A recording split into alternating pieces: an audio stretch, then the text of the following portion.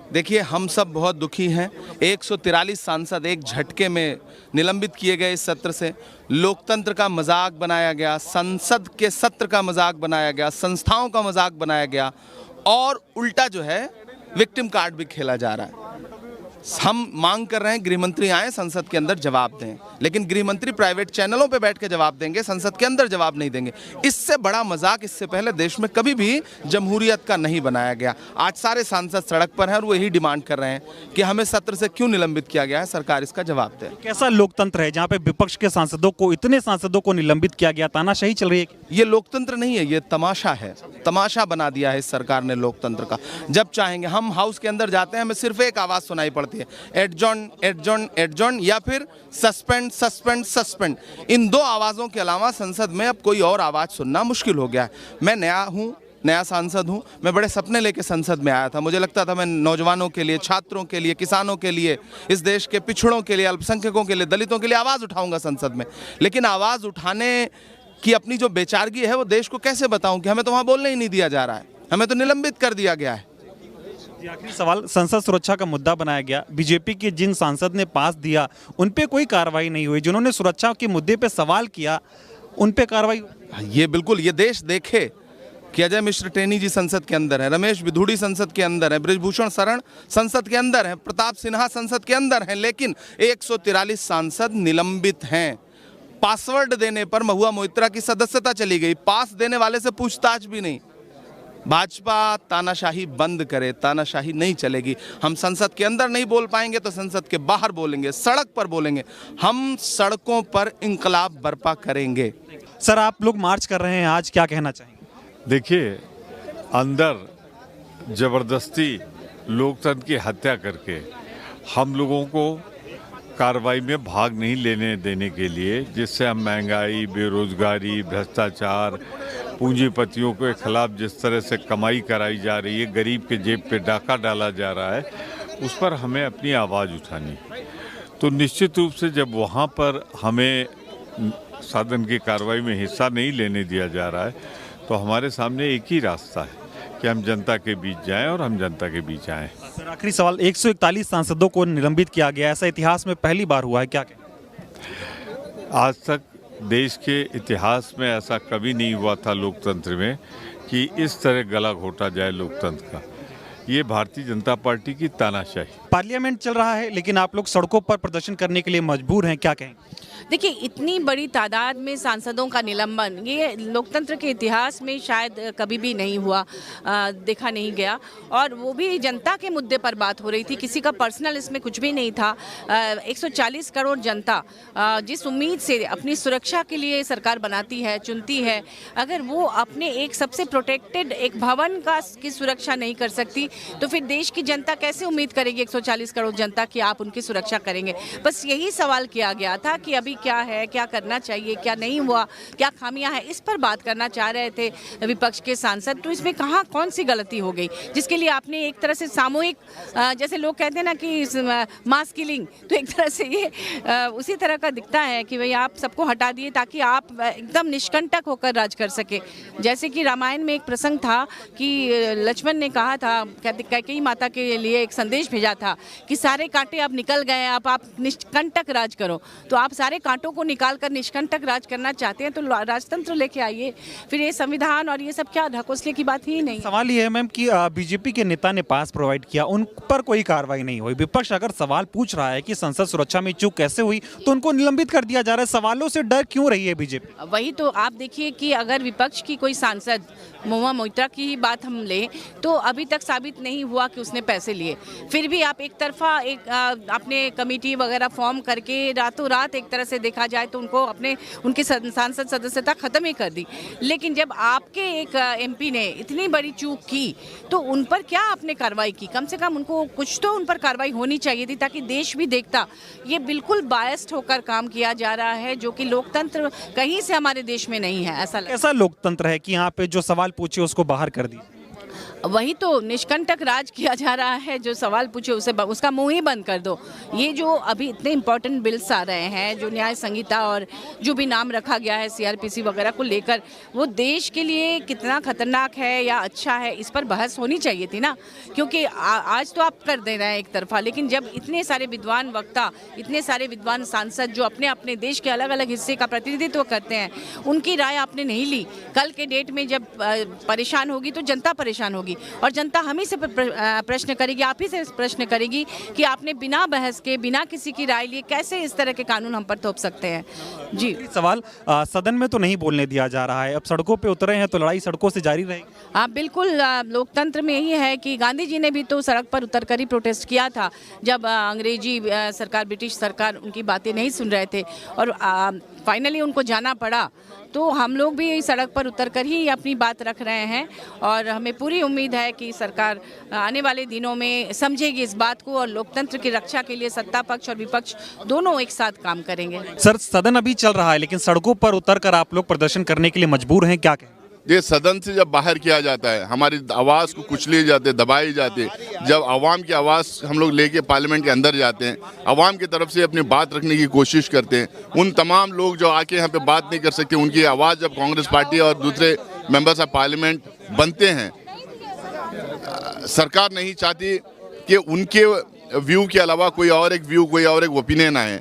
सरकार ये नहीं चाहती कि किसी भी बिल का एनालिसिस हो, सरकार ये नहीं चाहती किसी बिल का स्क्रूटनी हो, वो ये नहीं चाहती कि कोई विरोध हो, वो ये नहीं चाहती कि बिल्स में जो खामियां हैं वो देश के सामने आए।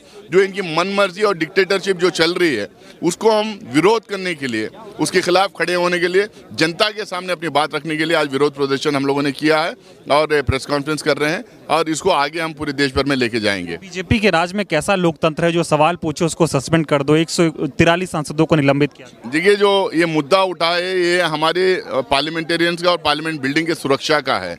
उसमें जो एमपी ये इंट्रोड्यूस को लेके अंदर आया था, जो एमपी अपने कार में बिठा के लेके आया था, जो एमपी पहले भी पासेस देके रेकी करवाया था, वो सस्पेंड नहीं होगा, उसकी इंक्वायरी नहीं होगी।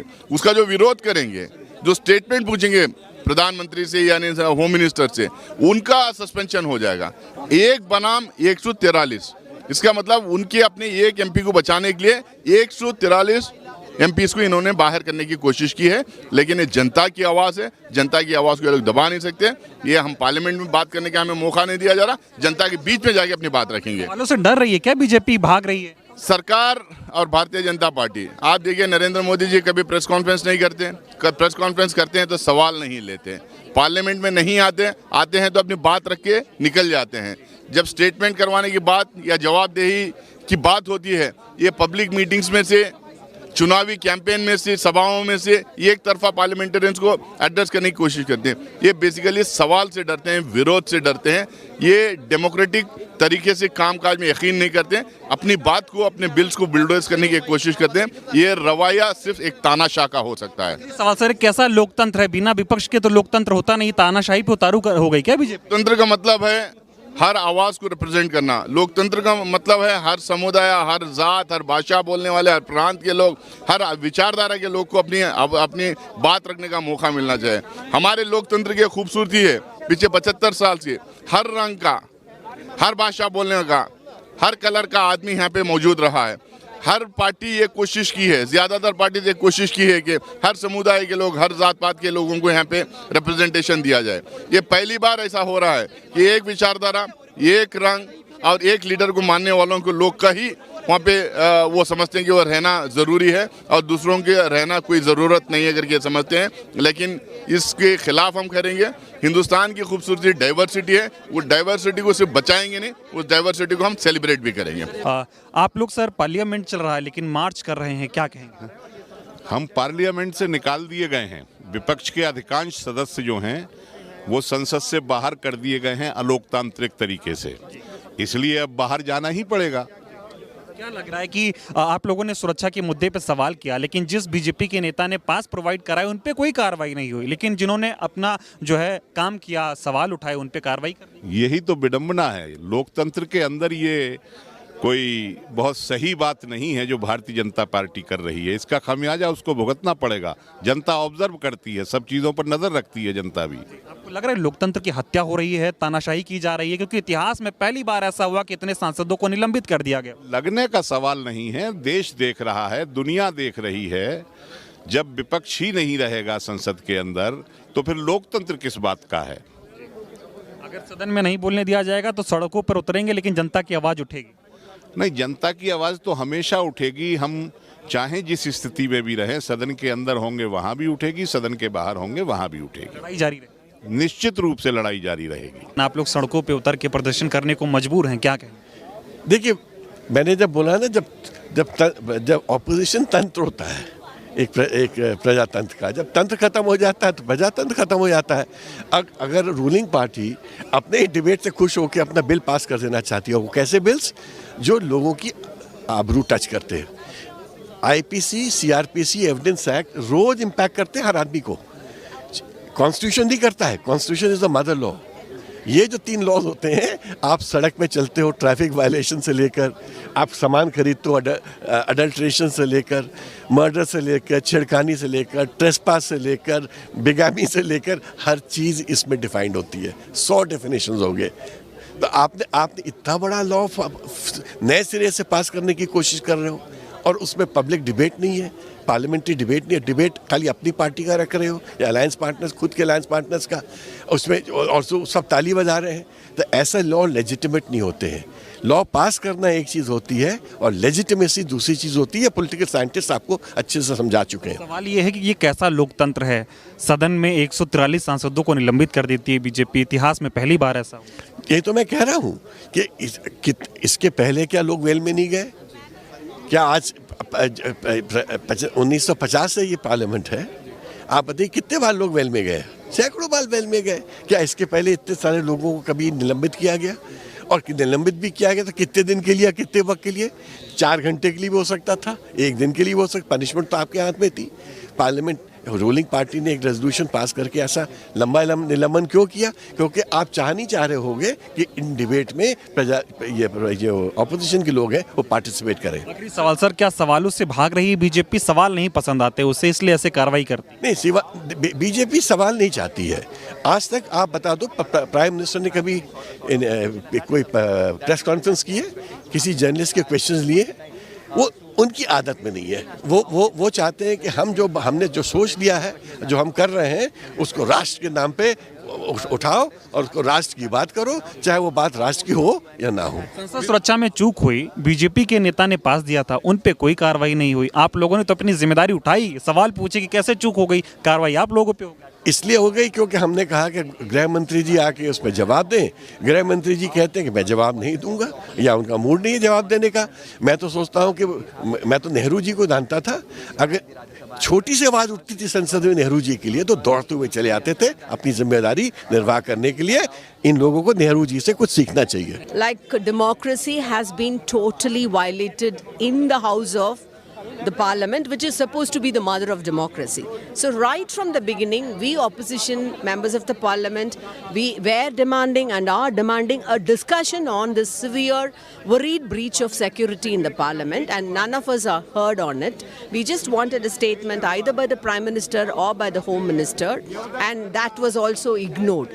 So what was done in the parliament is just silencing all the voices of the opposition and bulldozing all important bills which have undemocratic as well as like draconian laws. So this is something really worrisome, and our chief minister honorable Thiru M.K. Stalin has also voiced strong contempt on this attitude of the BJP government, and he wanted all of us to unite together and voice our opinion against this.